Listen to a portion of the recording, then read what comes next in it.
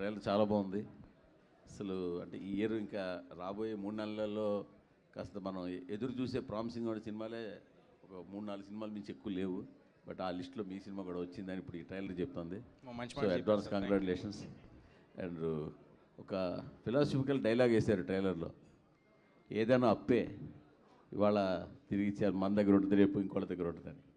Success స్టార్డమ్ని కూడా ఈ జాబితాలో వేసుకోవాలా? 100% సార్. నేను అంటే ఆ డైలాగు ఆయన రాసినప్పుడు ఆయన ఏం ఆలోచించారో తెలియదు, కానీ మీరు ఇప్పుడు అడుగుతున్నప్పుడు మాత్రం ఇవాళ మనకు కుదురుతుంది, ఇవాళ దేవుడి దయ, మన సెన్సిబిలిటీ రైట్గా ఉంది, దేవుడి దయ ఉంది, ఇవాళ ఎవ్రీథింగ్ ఈజ్ గోయింగ్ వెల్. రేపు ఉంటుందో లేదో తెలియదు. బట్ ఈ హనుమాన్ సినిమాలో ఉన్న మ్యాజిక్ని రిపీట్ చేయడం కోసమనే ఈ సినిమాలో చివరిలో రాముడిని జాయిన్ చేశారా మీరేమన్నా? అసలు కాదు సార్, సినిమా కోర్ లెవెల్ ఐడియానే అది, సినిమా పేరే అది మిరాయ్ అని.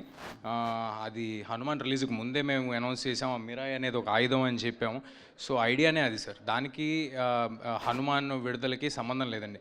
మీరు గమనిస్తే నాకు స్వతహాగా కొంచెం ఎక్సైట్మెంట్ టువర్డ్స్ ఫ్యాంటసీ, లేకపోతే మన ఇతిహాసాల్లోంచి ఏమైనా కూల్గా మారల్స్ చెప్పడం అనేది స్వతహాగా నాకు కొంచెం నచ్చే ఒక ఎలిమెంట్ అండి, అంతే. మనోజ్ గారు నమస్కారం అండి. సార్ భైరవన్ డిసప్పాయింట్ చేసిందా? లేదండి, అపాయింట్ చేసింది వేరే సినిమాలకి. వేరే సినిమాకి అపాయింట్ చేసింది? అవునండి. సూపర్. అంటే రావాల్సినంత లేదండి, 2-3 చెక్లు వచ్చాయి ఆ తర్వాత. చెక్కులా? అదే కదా, నెక్స్ట్ మంచి సినిమాలు వచ్చాయంటే సైన్ పెట్టుకున్నాం. సో దానివల్ల క్రెడిట్ గోస్ టు మా డైరెక్టర్ విజయ్ గారు అండి. He didn't disappoint me. I'm very happy with Bhairav. Okay okay. మీరు ఇంతకీ తిరుపతికి వస్తారని మాట ఇచ్చి రాలేదు ఇప్పటి వరకు. నేను వస్తాను సార్. మళ్ళీ వస్తారంటారు, మళ్ళీ వస్తారంటారు. మీరు పిలవాలి గారు, ఎప్పుడైనా వచ్చేస్తాం. పదండి వెళ్ళిపోదాం. కార్తీక్ గారు, కార్తీక్ మంచి టెక్నీషియన్, దాన్ని ఇండస్ట్రీ మొత్తం ఏకగ్రీవంగా ఒప్పుకుంటుంది. ఇంతకుముందు సినిమా కూడా అనుకున్న రేంజ్కి వెళ్ళకపోయినా ఆ టెక్నికల్ వర్క్ కానీ అందులో మీ కొన్ని ఫ్రేమ్స్ సీన్లు కానీ చాలామంది మీకు అప్రిసియేషన్ వచ్చింది. బస్ స్క్రిప్ట్ లెవెల్లో మీరు డౌన్ అవుతుంటారు అని ఆ సినిమాతోటే చెప్పారు. సో ఇక్కడ ఏం జాగ్రత్తలు తీసుకున్నారు సార్? ఇది 5 years పట్టింది సార్ రైటింగ్ ఇది. సో అలాగే ఎగ్జిక్యూషన్ కూడా అంతే టైం పట్టింది. రీచెక్ కూడా అన్నిసార్లు చేసుకున్నాము. ఈసారి అది ఉండదని నా గట్టి నమ్మకం సార్.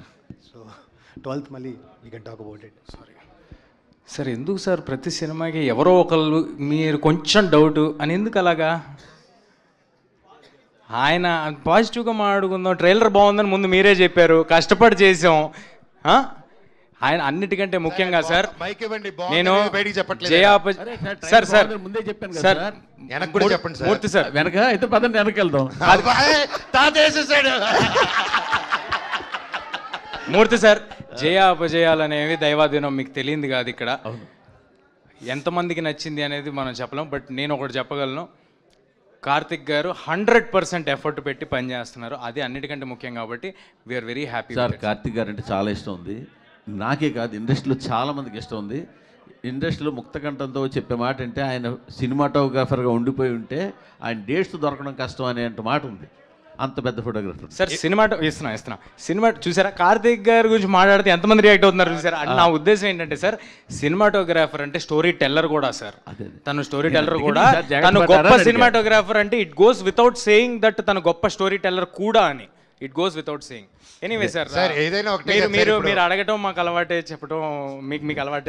మీరు రెడీగా పెట్టుకుని వచ్చారు సార్ జేబులో అన్ని.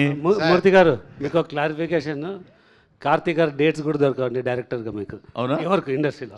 సూపర్. మీరే ముందు బ్లాక్ చేసి ఉంటారు, హీరో నెలగా బ్లాక్ చేశారుగా.